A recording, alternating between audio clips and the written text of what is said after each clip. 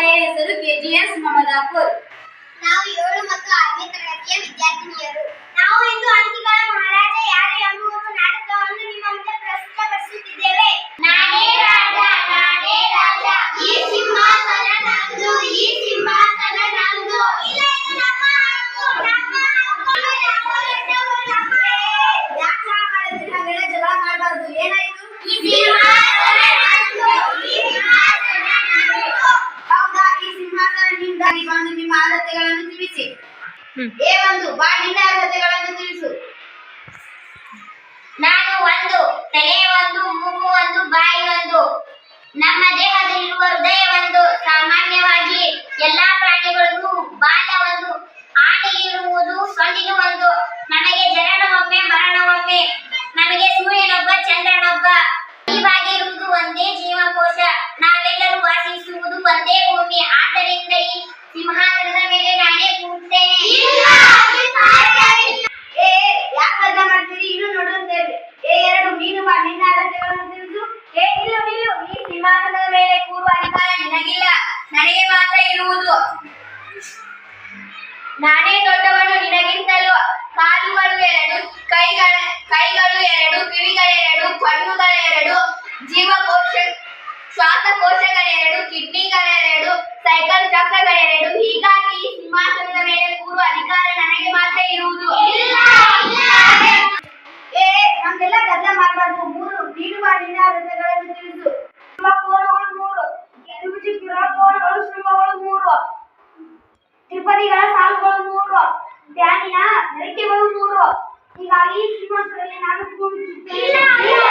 ನಮ್ಗೆಲ್ಲ ಗದ್ದಲ ಮಾಡಬಾರ್ದು. ಇನ್ನು ನೋಡುತ್ತೇವೆ. ಏನಾದ್ರು ನೀನು ಬಾ, ನಿನ್ನ ಅರ್ಹತೆಗಳನ್ನು ತಿಳಿಸು. ನಾನು ನಿನಗಿಂತ ದೊಡ್ಡವನು. ಈ ಸಿಂಹಾಸನದ ಕಾಲುಗಳು 4, ವೇದಗಳು 4. ಅಧಿಕ ವರ್ಷ ಬರುವುದು 4 ವರ್ಷಕ್ಕೊಮ್ಮೆ. ಸಾಮಾನ್ಯವಾಗಿ ಪ್ರಾಣಿಗಳ ಕಾಲುಗಳು 4. ರಾಷ್ಟ್ರದ ಲಾಂಛನಗಳು ಮುಖಗಳು 4. ಹೀಗಾಗಿ ಈ ಸಿಂಹಾಸನದ ಮೇಲೆ ಕುಳಿತುಕೊಳ್ಳುತ್ತೇನೆ ನಾನು. ಹಂಗೆಲ್ಲ ಗದ್ದಲ ಮಾಡಬಾರ್ದು. ನೀನು ಬಾ. ನೀನು ಈ ಸಿಂಹಾಸನದ ಮೇಲೆ ಕೂರುವ ಅಧಿಕಾರ ನಿನಗಿಲ್ಲ. ಕೈಗಳಿಗೆ 5 ಬೆರಳುಗಳು, ಪಂಚಭೂತಗಳು 5, ಪಂಚಭೂತಾಕೃತಿಗೆ ಬಾಹುಗಳು, ಕೋಣಗಳು, ಶೃಂಗಗಳು 5, ಪಾಂಡವರ ಸಂಖ್ಯೆ 5, ಆಹಾರದಲ್ಲಿನ ಪೋಷಕಗಳು 5, ಶಾಸಕರ ಅಧಿಕಾರಾವಧಿ 5 ವರ್ಷ. ಆದ್ದರಿಂದ ಈ ಸಿಂಹಾಸನದ ಮೇಲೆ ಕೂರುವ ಅಧಿಕಾರ ನನಗೆ ಮಾತ್ರ ಇದೆ. ನೀನು ಬಾ, ನಿನ್ನ ಅರ್ಹತೆಗಳನ್ನು ತಿಳಿಸು. ನೀನು 5, ನಿನಗಿಂತ ನಾನು ದೊಡ್ಡವನಿದ್ದೇನೆ. ಈ ಸಿಂಹಾಸನದ ಮೇಲೆ ಕೂರುವ ಅಧಿಕಾರ ನಿನಗಿಲ್ಲ. ಋತುಗಳು 6, ಬಸ್ಗೆ ಚಕ್ರಗಳು 6, ಕೀಟಗಳಿಗಿರುವ ಕಾಲುಗಳು 6, ಕನ್ನಡದಲ್ಲಿನ ಋತುಸರಗಳು 6, ಚತುರ್ಭುಜಗಳಿಗಿರುವ ಬಾಹುಗಳು 6, ಶೃಂಗಗಳು 6, ಕೋಣಗಳು 6.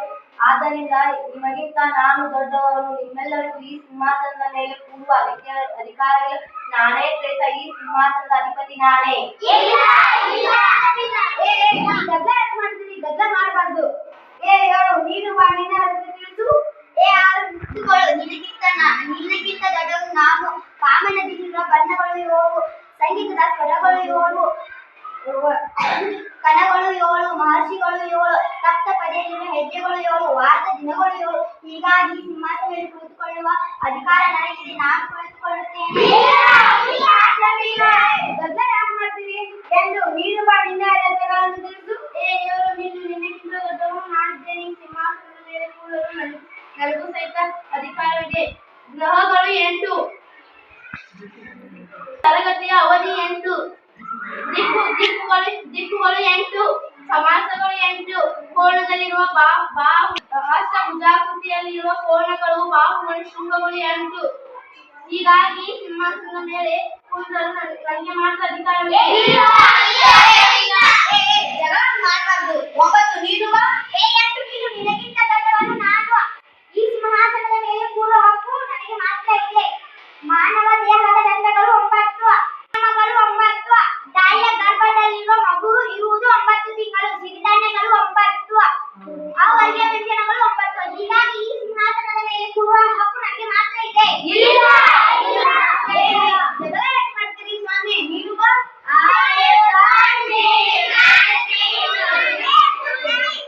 ನಾನು ನಿಮಗಿಂತ ದೊಡ್ಡವನು. 1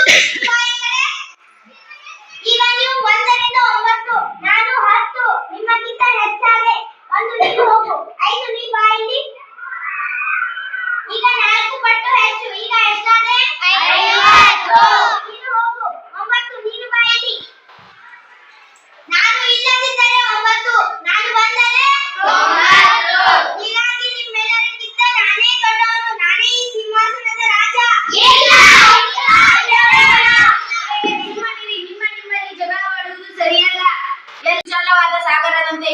ಭೂಮಿಯ ಮೇಲೆ ನೆಲ ಜಲ ಗಾಳಿ ಇಲ್ಲದೆ ಕಲ್ಪಿಸಿಕೊಳ್ಳುವುದು ಅಸಾಧ್ಯ. ಹಾಗೆ ಗಣಿತವಿಲ್ಲದೆ ಜೀವನವನ್ನು ಕಲ್ಪಿಸಿಕೊಳ್ಳುವುದು ಅಸಾಧ್ಯ.